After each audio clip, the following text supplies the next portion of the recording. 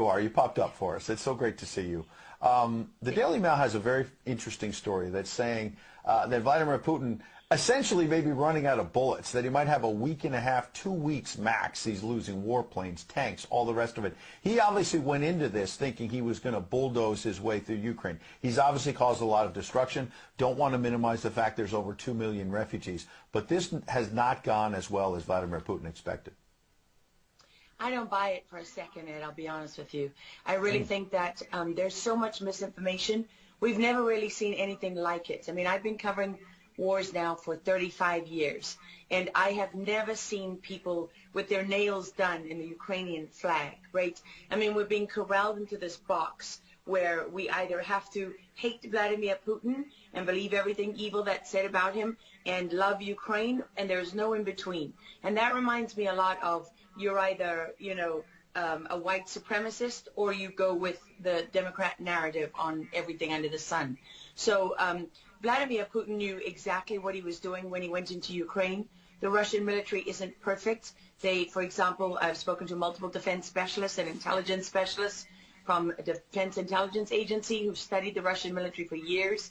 They do have a difficulty mounting complex air operations because they do very little training hours in comparison to, for example, the United States air assets, right, our fighter jet pilots. But Russia is not struggling. What Russia has done from the very beginning has been very strategic. They didn't go straight to Kiev.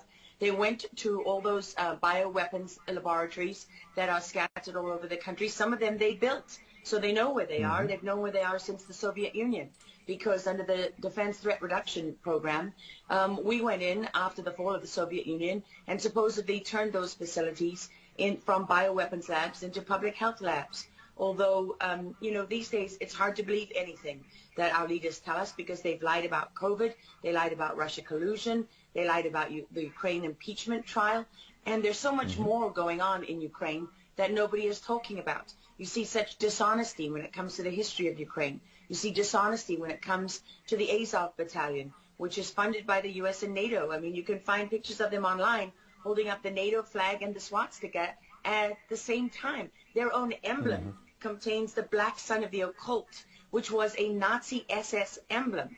And it also contains the sideways, lightning insignia of the SS. I mean, this is on throughout the Ukrainian military. You can see that black sun of the occult on their body armor, even on the female soldiers who are paraded in front of the world as being, such an example of Ukraine's independence and spirit and nobility. Even they are wearing the black sun of the occult. And, the White House wants you to believe, well, this doesn't matter, it's just a small number of troops. It's not true. The Azov Battalion has been murdering its way through eastern Ukraine. Yeah. We don't want to admit this. This was why Crimea voted for independence. This is why Crimea wanted to be with Russia. Because we in the media, in the Western media and in the West, won't acknowledge the reality of what's gone on. Western Ukraine backed the Nazis. It was a headquarters for the Nazi SS. The CIA under Alan Dulles actually gave immunity from prosecution to the Nazis of Ukraine from the Nuremberg trials. So there's a long history of the United States and our intelligence agencies funding and arming Nazis in Ukraine. These are not like new neo-Nazi groups that sprung up. These are the actual Nazis from the Second World War, who, if you go back to the Nuremberg trials, said that they were planning for a 1,000-year Reich. And so you have to really wonder as you look at this, when you know that the CIA sponsored the color revolution in Ukraine in 2013 and 14, that they selected Ukraine's leaders, go to Victoria Nuland's leaked phone conversation where she and the U.S. ambassador are deciding who can lead Ukraine.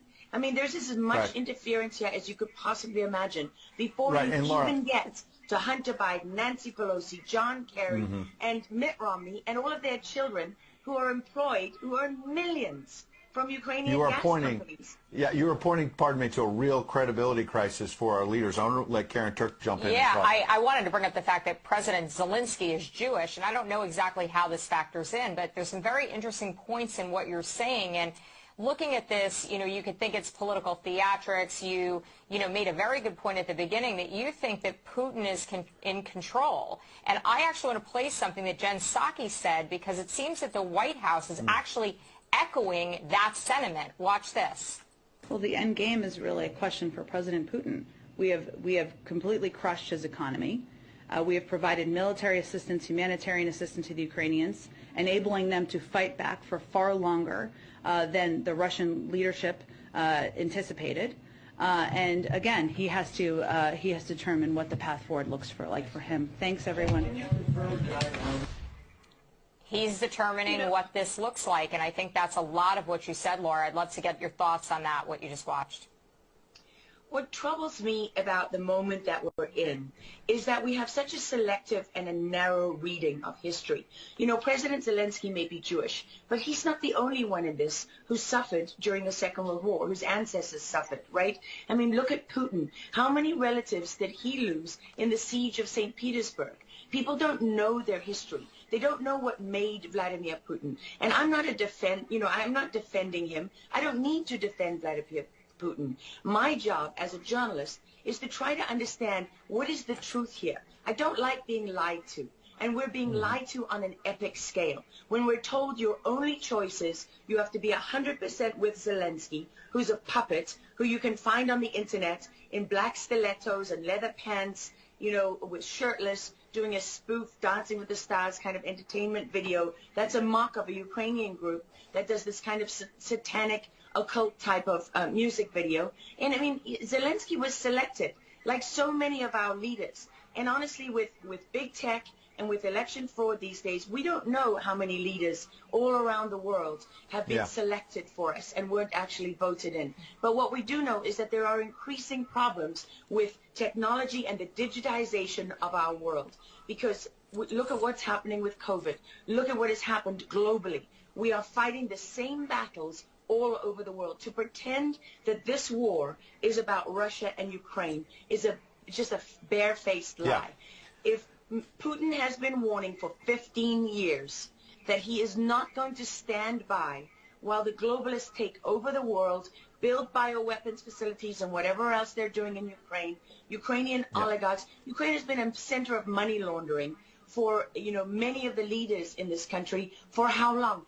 Billions of US dollars have been laundered through Ukraine, and we say nothing about it. These are our tax dollars. I mean, before the impeachment trial, had you ever heard of anyone in the United States, I mean, us bringing in foreign governments to the White House for anti-corruption training? I mean, does nobody question these things? Why do we not question them? We have an idiot like Lieutenant Colonel Vindman who goes at the impeachment trial and sits there as a lieutenant colonel. He didn't even make colonel. And he's telling the President of the United States what his policy should be. You have a traitor in the form of Maria Yovanovitch, who was Obama's ambassador, who's telling Ukrainian government officials, don't listen to the will of the American people. Don't listen to the election results. We are the true leaders of America. I mean, and then people object when the woman isn't even fired. She's given a cushy job for life at Georgetown University at the expense of the U.S. taxpayer. And we're told that the President of the United States cannot say to his foreign counterparts, that we want you to look into something. But Joe Biden can withhold as much aid as he wants to. I mean, there's so much hypocrisy and dishonesty here, and Ukraine is at the center of it all. Go back to Russia collusion. Go to Alexander Chalupa. Go to Eric Karamella, the whistleblower who went to work for Adam Schiff, who wasn't really a whistleblower, and all those corrupt people in the deep state. And you know what? The deep state isn't a theory. It's not a conspiracy theory. It's an actual deep state. Look up the SES, the Senior Executive Service, because when that bureaucracy was ushered into law in the United States of America, that's when we got a bunch of unelected bureaucrats pulling the strings behind the scenes. And these are the people that keep lying to us. Absolutely. And pardon me, we've got a live chat where we're streaming on Getter, for example, and I'm watching it as you're talking. People are talking about how you're dropping truth bombs and you're a real journalist. And I know that, having worked alongside you for many, many years when you're at CBS and many other places. And maybe they didn't want to hear the truth, but you're dropping those truth bombs now. Unfortunately, we've got to hit a break right now. We'd love to have you back in the days ahead. We love having you on. Lara Logan, thanks for joining us on Real America's Voice. Thank you so much. All right. Well, we'll certainly have a